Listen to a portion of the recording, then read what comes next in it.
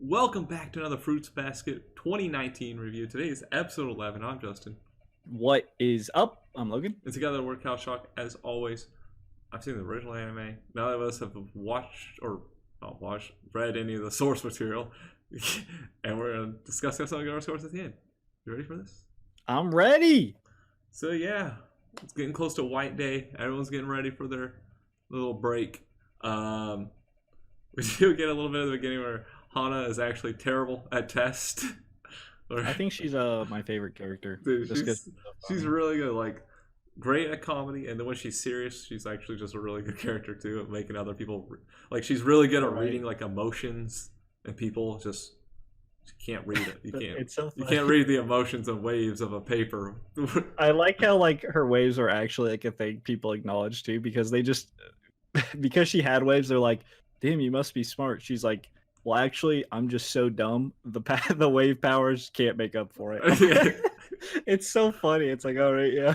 This is true. And it's like her ability to read people has to be super well that everyone else is acknowledging that she has these waves. Right. Like she just does stuff so unexpected. It's so perfectly timed. Like the timing of her comedy is so funny. Yes.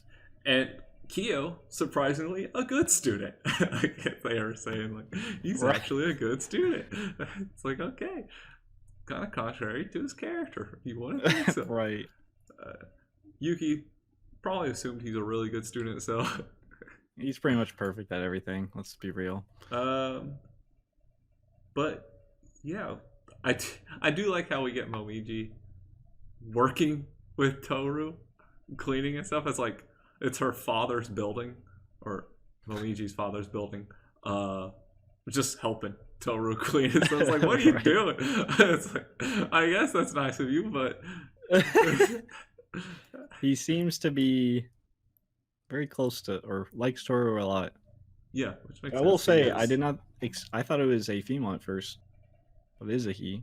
Or wait, yeah, it is a he. yeah, because And then he's actually not that young. yeah, not that young at As all. we learn later. Yeah, as they're going to getting ready to go to the hot springs and stuff, we learn Toru is behind on her trip deposits, even though she's working all this time, and she doesn't want her grandpa to pay for it. She's very independent and doesn't want to put burden on anybody, period.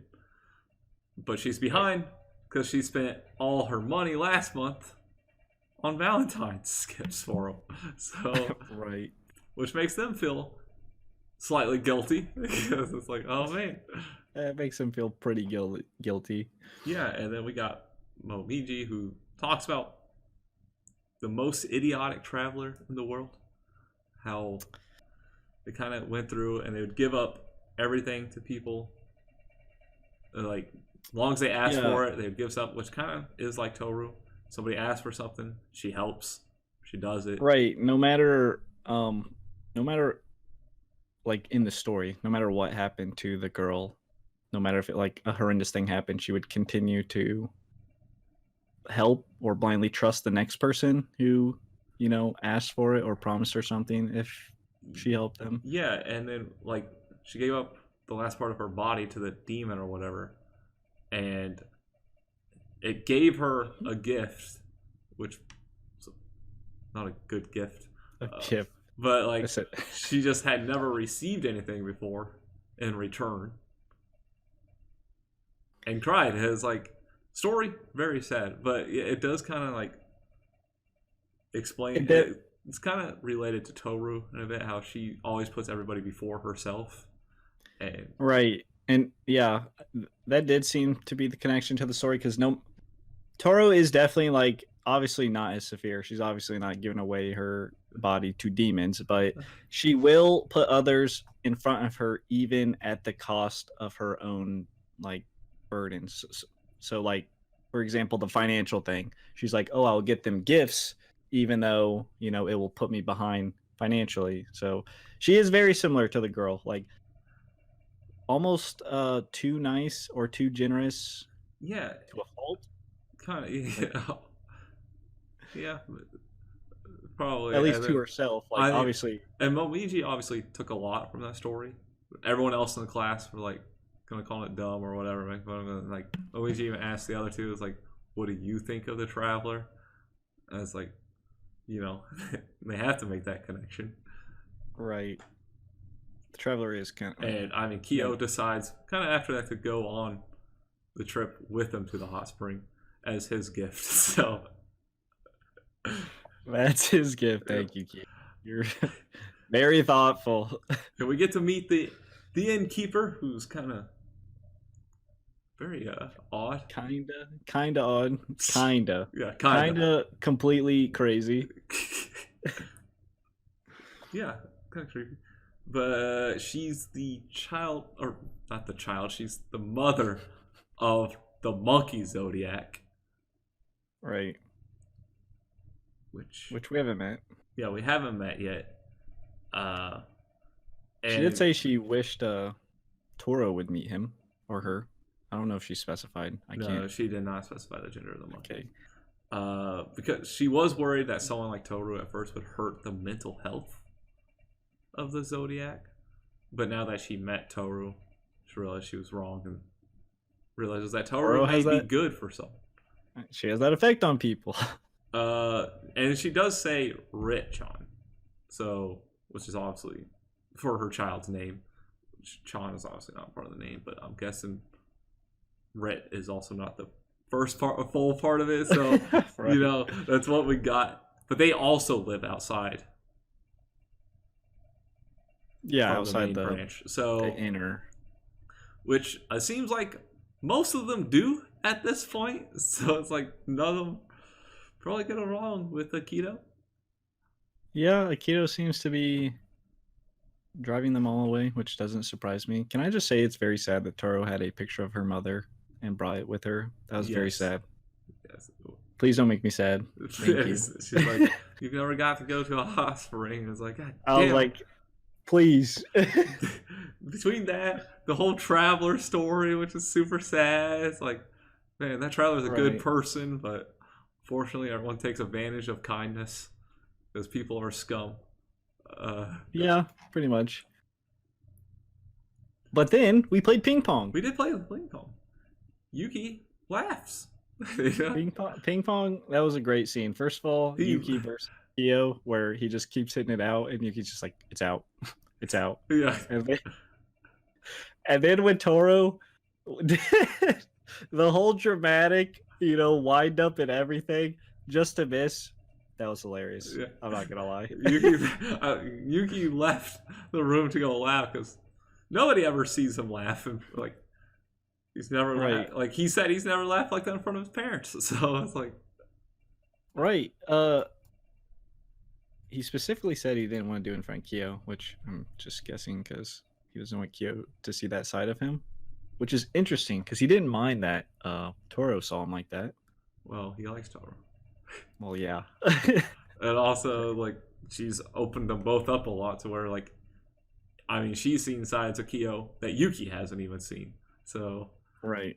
They both just don't. They're like, as Shigure said to Kyo in that previous episode, like, they seem to be afraid to actually show each other who they are. So, yeah, maybe they'll get there. They'll get there, I'm sure. And then he got her a nice gift. So, like, Kyo, who just showed up. Very thoughtful gift. Much more thoughtful than Kyo's. Yes, though.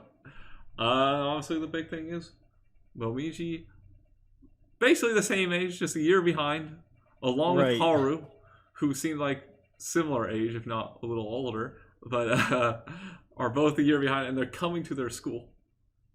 Great. More Zodiacs. This could not go wrong at all.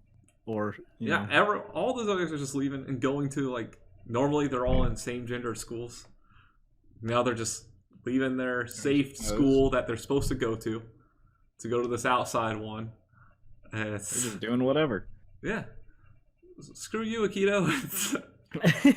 We know what we want now. Right. We got Toru on our side. Yeah, but that's pretty much it. Yeah. I'd say. Jumping to scores. Sure. I will say. I'll say like a 6.5.